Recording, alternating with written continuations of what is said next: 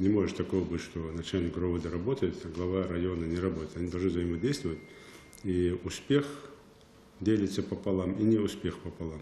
И плюсы, и минусы, это 50 на 50 надо делить. Поэтому плотное взаимодействие, плотная работа должна быть. Поэтому здесь я еще раз напоминаю, посмотрите максимально, что нужно сделать. Все земельные участки, которые там рядом с этим домом находятся, проверить. Во-первых, вот этот сам земельный участок, как он попал этому товарищу, который там позволил построить бункер. Это одно. Почему глава села или местные власти не отследили, почему процесс, когда выдаем землю остро нуждающейся, а потом этот человек просто спокойно продает эту землю.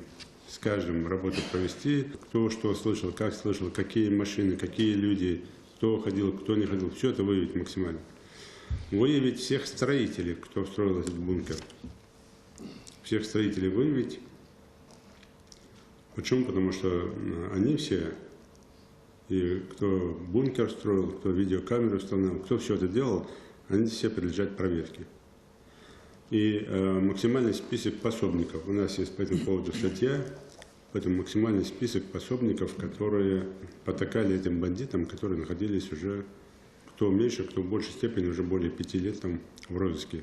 Главное, проведите исход, еще раз доведите до жителей села, что максимально надо себя и село в целом, и своих родных близких уберечь от вот таких непрошенных гостей.